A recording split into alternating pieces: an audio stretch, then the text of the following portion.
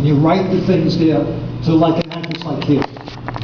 If you were using into a command prompt, and I'll explain that a little, hopefully by next week, it would be something like this.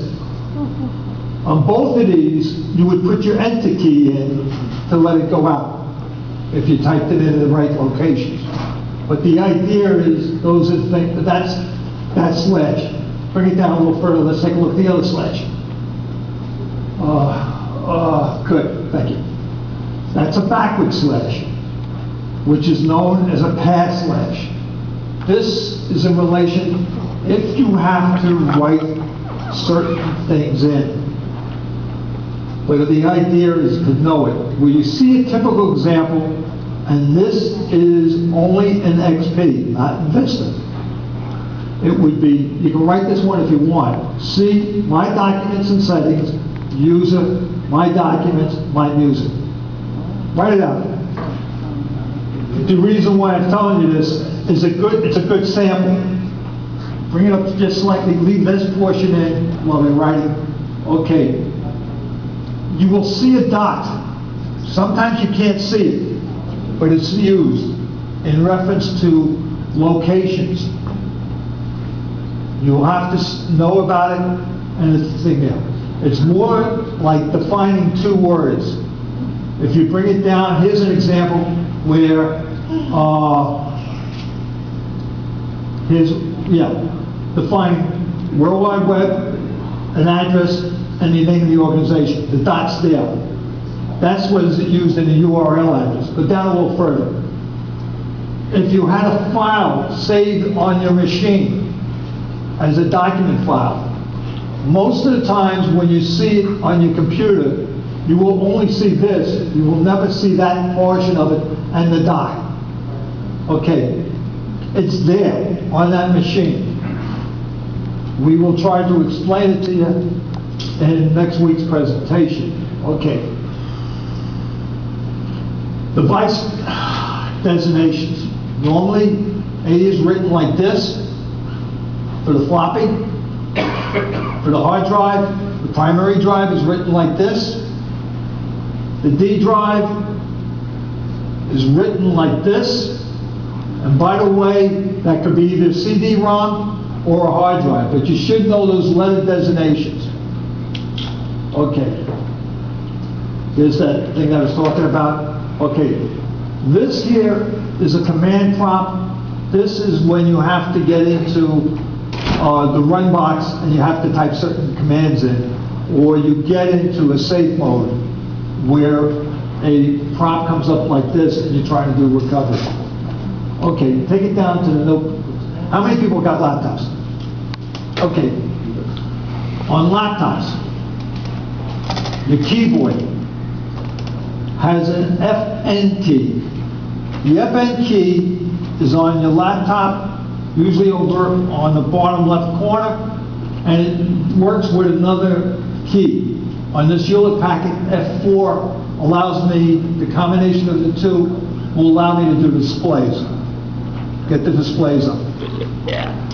It's not used on desktop machines. Okay, let's go down a little further. Let's see what we got. Okay, you're going to hear the word Windows Explorer, Windows Explorer. I use the word File Explorer so you can understand it. You're going to see a plus for compressed, whether the folder is compressed, or you're going to see a minus when it is expanded. Okay. Now for Vista users, I didn't have a diagram, I didn't show you a picture, but it's basically like a ship's pennant. It's like this. When it's right angled and clear, it's in compressed mode. And when it's slightly downward at a 40 degree, it's expand and black. That's when those folders have been expanded so you can see further. Okay? We'll get back to that later. Okay, close it out. Yeah, okay. Let's go to, leave this one down and minimize it. The only reason why this is up is if I want Jerry to type something, she can type it on the fly so you can have a better handle. Go to 4A. Okay. The boot up process, like I said, take it down a little bit. The normal boot is normally you don't have no problems, you go right into your desktop screen. The B and the C is the first lines that come across like there. And the last one is what's called safe mode. When you see the lines come up on here, on the key, well, no, then bring it back up to the first one. That's good, stop. When it first comes up and you see a line across here and it'll say, let's say escape or some other thing, or maybe F2, delete or something in here. If you press that F8, you will get into safe mode. Safe mode strips a lot of the loading functions out of the machine. When you have a problem with your machine and it goes crazy on you and you finally shut it down, go into safe mode once. Your icons will get screwed up. Your desktop icons will move around. Those you can rearrange. But you may clear the problem. You don't even have to call a technician. Try it, and then when it's in safe mode and if the thing settles down completely to the desktop, do a normal shutdown, and then do a normal start.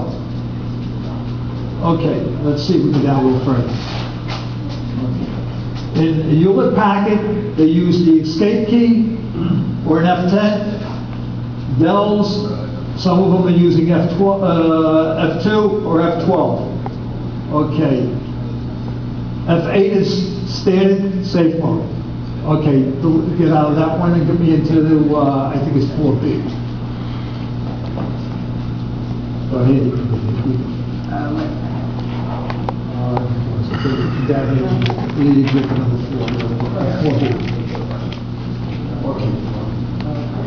Okay.